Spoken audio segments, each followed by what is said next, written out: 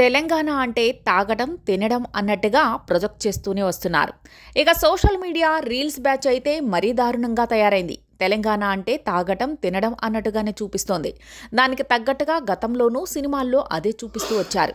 తెలంగాణ సమాజంపై ఓ ముద్రను అయితే వేసేస్తున్నారు. ఇక దిల్ రాజు లాంటి పెద్ద స్థాయి వ్యక్తులు కూడా అదే ముద్రను వేసే ప్రయత్నం చేశాడు. సంక్రాంతికి వస్తున్నాం సినిమా ట్రైలర్ లాంచ్ ఈవెంట్ను నిజామాబాద్లో గ్రాండ్గా నిర్వహించారు.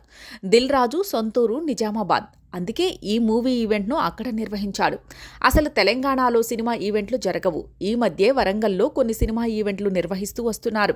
ఇక నిజామాబాద్కు తన టీంను తీసుకుని పోయాడు దిల్ రాజు. తెలంగాణలో హీరోలపై చొక్కాలు చించుకునే అభిమానం ఉండదన్న సంగతి అందరికీ తెలిసిందే.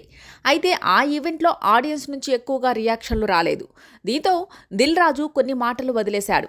ఆంధ్రాలో సినిమాకు వైబ్ అవుతారు, మా నిజామాబాద్లో కల్లు మటన్కు వైబ్ అవుతాం సార్ అంటూ వెంకీ మామకు వివరించాడు దిల్ రాజు. ఆంధ్రాలో సినిమాను ఎక్కువ చూస్తే మా వాళ్ళు కల్లు మటన్కు వైబ్ అవుతారు, మా నిజామాబాద్లో అవే ఫేమస్ అన్నట్టుగా దిల్ రాజు చెప్పుకొచ్చాడు. దిల్ రాజు లాంటి వ్యక్తి కూడా తెలంగాణపై మళ్లీ అవే ముద్రను వేసే ప్రయత్నం చేశాడనిపిస్తోంది.